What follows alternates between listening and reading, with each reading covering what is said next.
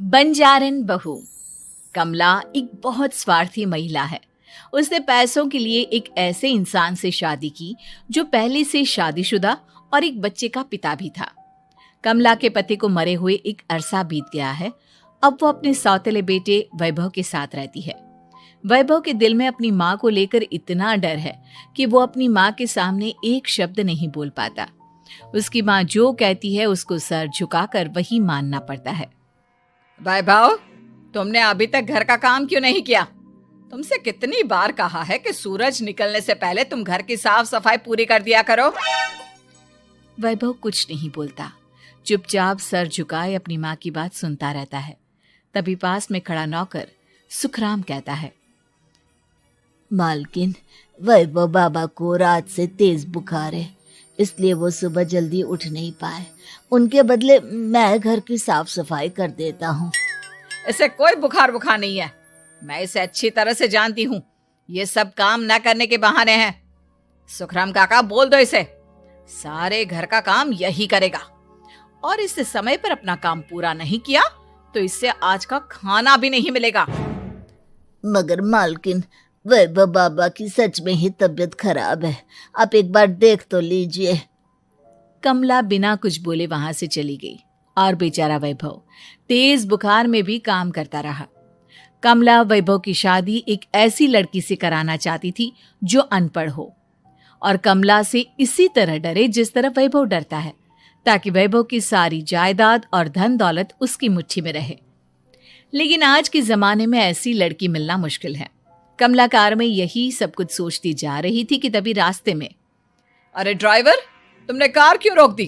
और ये इतना शोर कैसा? मैडम, आगे कुछ बंजारों का खेल चल रहा है, इसलिए भीड़ लगी है। मैं अभी भीड़ को साइड में करवाकर कार निकालता हूँ। ड्राइवर भीड़ को साइड करके कार निकालने की कोशिश करने लगा कि तभी कमला की नजर रस्सी पर चल रही एक फुलवा नाम की बंजारन पर पड़ी। क्यों ना मैं इस बंजारन की शादी वैभव से करा दूं? ये तो अनपढ़ लग रही है, मेरे पैरों तले दबकर भी रहेगी। मुझे अभी इसके माँ बाप से बात करनी होगी। ये सोचकर कमला ने उन बंजारों से बात की और उन्हें शाम को अपने घर बुलाया। फुलवा के माता पिता वहां उसे लेकर आ गए। उन्होंने इतना आलीशान घर पहले कभी नहीं देखा था। अच्छा हुआ आप लोग आ गए। देखिए, मुझे घुमा फिरा कर बात करने की आदत नहीं है, इसलिए सीधे सीधे मुद्दे पर आती हूँ। मुझे आपकी बेटी बहुत पसंद है। मैं अपने इकलौते बेटे की शादी आपकी बेटी फुलवा से कराना चाहती हूँ। इसके बदले में आप जो चाहो वो ले सकती हैं। तभी फुलवा की माँ कहती है, ये क्या कह रही है मैम साहब? कहीं आप हमारी गरीबी का मजाक तो नहीं उड़ा रही ना? आप मेरे बेटे से मिल लो। अगर आपको मेरा बेटा पसंद आता है तो मैं कल से ही शादी की तैयारी शुरू कर दूंगी। सुखराम, वैभव को लेकर आओ। फुलवा अपनी माँ के कान में फुसफुसाती है, माँ, कहीं इस मेम साहब का छोरा पागल तो ना है? फुलवा अपनी माँ से बात कर रही होती है कि वैभव वहां आता है। फुलवा उसे देखती ही रह जाती है और उसके माता पिता उसकी शादी तय कर देते हैं। शादी वाले दिन किसी को फुलवा और वैभव की बेमेल विवाह की बात समझ में नहीं आती। फिर भी एक औरत कमला से पूछ ही लेती है, कमला जी, आपने अपने इकलौते बेटे की शादी देहाती गवार से क्यों करा दी? ये बंजारन आपके घर की बहू बनने लायक तो नहीं है। कम से कम अपने स्टेटस का ही ख्याल कर लिया होता। बहू तो अपने टक्कर की लाती, आपने तो बंजारन को ही बहू बना लिया। अब कमला को समझ में नहीं आ रहा था कि इस बात का क्या जवाब दे। वो कुछ देर चुप रही और सोच समझ कर कहती है, बहन जी, आपको तो पता है आजकल के बच्चे किसी की बात कहाँ सुनते हैं। मैं तो अपनी बहू एक पढ़ी लिखी और अपनी सोसाइटी की ही ढूंढ रही थी। लेकिन मेरे बेटे ने मेरे सामने इस बंजारन को लाकर खड़ा कर दिया। बोला कि मैं शादी करूंगा तो इसी से। अब भला मैं क्या करती, मुझे अपने बेटे के सामने झुकना ही पड़ा। कमला की ये बातें सुखराम भी सुन रहा था। उसने ये सारी बातें वैभव को जाकर बता दी। काका, मैं तो फुलवा को जानता भी नहीं, फिर माँ मेरे बारे में झूठ क्यों कह रही है? अरे बेटा, तुम कितने भोले हो, तुम्हें कुछ भी नहीं पता। तुम्हारे पिता अपनी सारी संपत्ति तुम्हारे नाम करके गए हैं। तुम्हारी माँ नहीं चाहती कि यह संपत्ति तुम्हें मिले, इसलिए उन्होंने तुम्हारी अनपढ़ लड़की से शादी करवाई ताकि तुम्हारी तरह वो भी अपने हक के लिए आवाज ना उठा सके। सुखराम काका, मैं क्या करूं, आप ही बताओ। माँ के सामने आते ही मेरे हाथ पैर कांपने लगते हैं। मैं माँ को कुछ भी नहीं कह पाता। वे दोनों बात कर ही रहे थे कि अचानक कमला वहां गई। कमला को देखकर दोनों घबरा गए। तुम दोनों फिर कभी बातें कर लेना, अभी फेरों का समय हो गया है, चलो जल्दी आओ। इस तरह फुलवा और वैभव की शादी हो गई। अगले दिन कमला ने फुलवा को बुलाया और उसे नसीहत देने लगी। देख बंजारन, तुझे मैंने अपनी बहू बना तो लिया है, लेकिन तुझे इस घर में आँख कान मुंह बंद करके रहना होगा। घर का काम कर और अपने पति से मतलब रख, समझी? कमला का ऐसा रवैया फुलवा को बिल्कुल समझ में नहीं आया। उसने वैभव से इस बारे में बात की। सुनिए ना, माँ जी ने जिस तरह मुझसे बात की मुझे अच्छा नहीं लगा।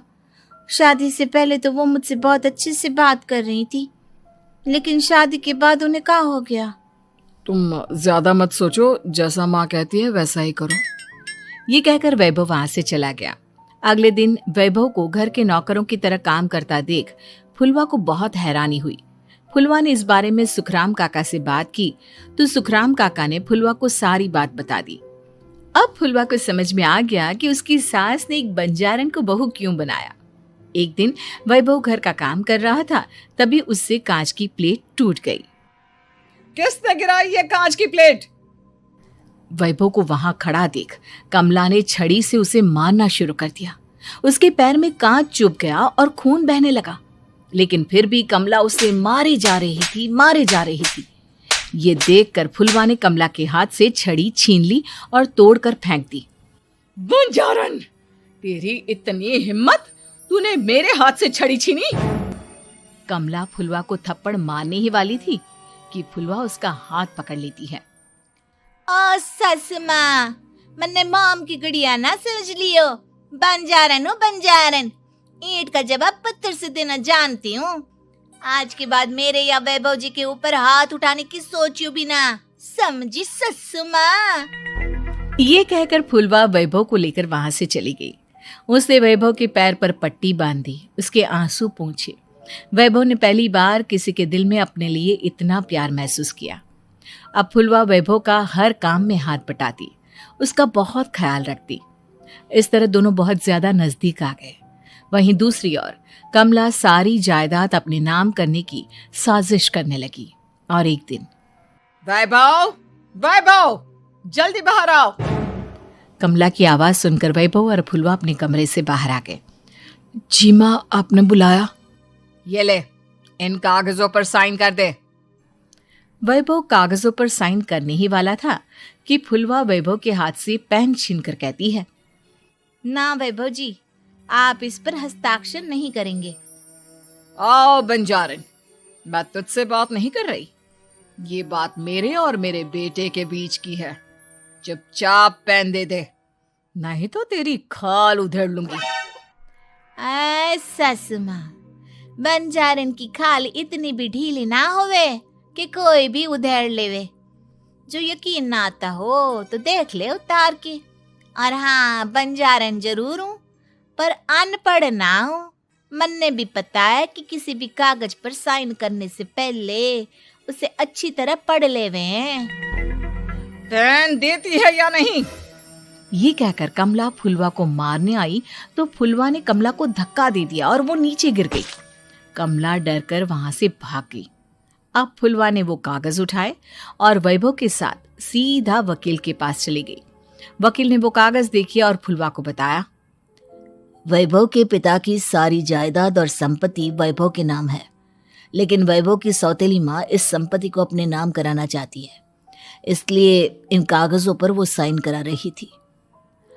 तो अब हमें क्या करना चाहिए वकील साहब? वकील ने फुलवा और वैभव को सब कुछ अच्छी तरह से समझा दिया। अब दोनों घर पर पुलिस को लेकर पहुंचे। कमला पुलिस को देखकर घबरा गई। पुलिस ने कहा, आपके नाम की कंप्लेंट हुई है, आपको हमारे साथ थाने चलना होगा। कंप्लेंट? कैसे कंप्लेंट? आप अपने सौतेले बेटे पर बहुत अत्याचार करती हो। धोखे से सारी जायदाद अपने नाम करा रही थी। अब नहीं इंस्पेक्टर साहब, जरूर ये मेरी बहू की कोई साजिश है, इसने गलत कंप्लेंट की है। मैडम, शिकायत आपकी बहू ने नहीं बल्कि आपके बेटे वैभव ने की है। कमला वैभव का नाम सुनकर दंग रह गई। जिस बेटे ने कभी उसके सामने सर नहीं उठाया था, आज वही बेटा उसके सामने पुलिस को लिए आया है। वैभव, तुम्हारी इतनी हिम्मत कि तुम पुलिस को ले आए? हाँ माँ, मैं लाया हूँ पुलिस को, और मेरे अंदर इतनी हिम्मत कभी ना आती अगर फुलवा मेरा साथ ना देती। आपने बंजारन बहू को लाकर अपने ही पैर पर कुल्हाड़ी मारी है माँ। मैडम, अब की बात खत्म हो गई हो तो चलो हमारे साथ। वैभव, मुझे माफ कर दो, मुझे थाने मत भेजो। आज के बाद मैं तुम्हें कभी नहीं मारूंगी, तुम्हें कभी परेशान नहीं करूंगी, मुझे माफ कर दो। वैभव अपनी कंप्लेंट वापस ले लेता है और पुलिस वहां से चली जाती है।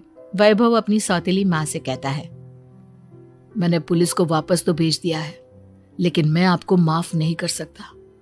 आपने बचपन से आज तक कभी मेरे सर पर हाथ नहीं रखा, हमेशा मुझे मारती रही, नौकरों की तरह बर्ताव करती रही। आप इस घर में नहीं रह सकती, चली जाइए यहां से। कमला घर छोड़कर चली गई और सड़क किनारे खड़ी होकर सोचने लगी, काश मैंने वैभव को माँ की तरह प्यार किया होता तो आज मैं इस तरह से बेसहारा ना हो जाती।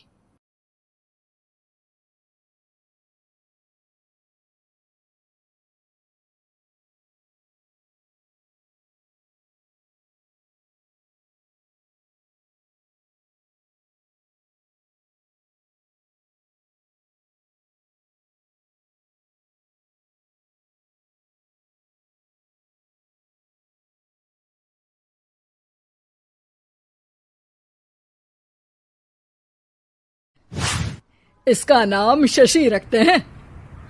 क्या समधी जी, शशि लड़कियों का नाम है, क्लास के बच्चे इसे चिढ़ाएंगे ना। हाँ, शशि की जगह कोई चची, शुशी या शुशु बोलेगा तो? हाँ, इसीलिए इसका नाम गणेश रखते हैं। अरे समधी जी, बच्चे की काया तो देखो, दुबला पतला है एकदम। गणेश जी तो मजबूत कद काठी के थे, अपना बच्चा तो सिंगल हड्डी है। ये नाम जमेगा नहीं इस पर। हाँ, भैया की बेटी का नाम थोड़ा मॉडर्न रखती हैं, जैसे रॉकी। रॉकी? रॉकी तो हमारे डॉग का नाम है। अगर ऐसा ही नाम रखना है तो शेरू रख लो। आप लोग कुछ भी बोल रहे हैं। अरे कुछ भी बोलना रॉकी बोलने से तो बेहतर ही है ना। किरण और रवि को पहला बच्चा हुआ था। दोनों के ही परिवार वाले उस बच्चे का नाम रखने के लिए पूरा जोर लगा रहे थे। 3 महीनों से ये लड़ाई चल रही थी, मगर कोई भी एक ढंग का नाम नहीं रख पाए थे। किरण और रवि इस बात से बहुत परेशान थे, लेकिन परिवार के लोगों के सामने कुछ बोलते भी नहीं थे। दामाद जी पे गया है बेटा, उनका नाम रवि है तो इसका नाम शनि रख देते हैं। शनि देव रवि, यानी सूर्य के ही तो बेटे थे ना। अरे समधन जी, आपने अकल चोर बाजार में बेच दी है क्या? शनि कैसा नाम है? ऐसे तो आप आगे आने वाले बच्चों के नाम साढ़े साती और दैया रख देंगे। हैं? अरे जबान संभाल कर बात कीजिए।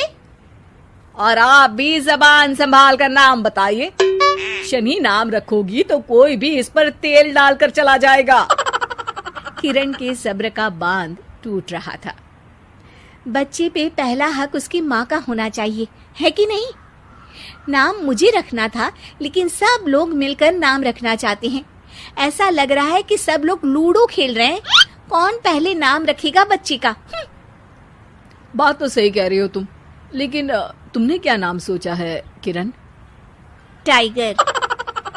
अरे यार किरण, माना कि तुमको टाइगर श्रॉफ पसंद है, पर बच्चे का नाम थोड़ी ना रख देंगे। ऐसे तो मुझे मोगेम्बो पसंद है, तो क्या बच्चे का नाम मोगेम्बो रख दूंगा?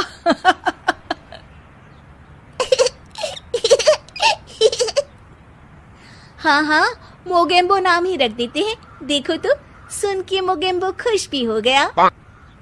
अरे मजाक छोड़ो, देखो मैं पंडित को बुला रहा हूँ, सबको इकट्ठा करके एक नाम डिसाइड कर लेंगे, ठीक है? पंडित जी घर आते हैं और उनके साथ सब बच्चे का नाम रखने के लिए इकट्ठा हो जाते हैं। पंडित जी, वैसे तो नाम हम सोच चुके हैं, लेकिन आप भी कोशिश कर ही लीजिए। नाम तो हम भी सोच चुके हैं, दिग्विजय नाम रखेंगे। ऐसा नाम रखो जो मुंह में ना अटक जाए, कोई ऐसा नाम हो जो झट से मुंह से निकले। तो ऐसा करते हैं, दांत नाम रख देते हैं, जल्दी से मुंह से निकलेगा ना। चुप हो जाओ बेटा, मुंह से दूध जैसी बातें नहीं निकाल सकते तो कम से कम गोबर जैसी बातें भी मत निकाला करो। यजमान लड़िए मत, काम खत्म करना है और मुझे और भी दान लेने मेरा मतलब है नाम रखने जाना है। अभी सुबह से एक बच्चे का नाम मुन्नी रख कर आया हूँ। हैं? अरे पंडित जी, ये तो नाम ही बदनाम है। ऐसा नाम रखते हैं, अगर आप तो रहने ही दीजिए। अरे नहीं नहीं, उनका बजट कम था, बजट बढ़ता तो नाम भी बढ़ा रख देता। यार विकी नाम रख देते हैं ना। अरे यार, आप ये रॉकी, विकी, आलू टिक्की, काजू चिकी जैसे नाम क्यों रखना चाहती हो इसका? ये बच्चा है, कोई खाने की चीज थोड़ी ना है। हम इस बच्चे का नाम मनहूस रख देते हैं। अरे क्यों? इसके आते ही कितनी लड़ाइयाँ हो रही हैं घर में। चुप रहो बहू, बच्चे के लिए गुस्से में कुछ भी मत बोला करो। आप मेरी बेटी से अच्छे से बात कीजिए। हाँ हाँ हाँ करती हूँ। श्री श्री 1008 बहुदेवी जी, कृपया करके क्रोधित होकर शिशु के बारे में बुरे शब्दों के प्रयोग से बचें। अरे मेरी लड़की को ताने मत मारिए आप। तो फिर कोई गाना ही मार दूं? बताइए कौन सा गाना मारूं? कुछ कुछ होता है या फिर दिल तो पागल है? आपसे तो मुंह मिलाना ही बेवकूफी है। सब लोग नाम को लेकर बहस करने लगते हैं। इस शोर शराबे से परेशान पंडित जी बोल पड़ते हैं। लड़के का नाम रखने में मत होइए परेशान, मेरे पास है इसका एक समाधान। ना लड़के वालों की ना लड़की वालों की मर्जी चलेगी। नाम बच्चे का वही होगा जो पहला शब्द उसकी जुबान बोलेगी। सब पंडित जी के इस उपाय को मान लेते हैं और सब बच्चे के आसपास खड़े होकर बोलने का इंतजार करते हैं। बच्चा थोड़ी देर में बोल उठता है। ना ना। मामा बोला, मामा बोला। तो क्या इसका नाम मामा ही रख दे? बात तो यही हुई थी कि जो पहली बात बच्चे के मुंह से निकलेगी वही रख देंगे। बस पंडित जी ने बच्चे का नाम मामा रख के सबको मामू बना दिया।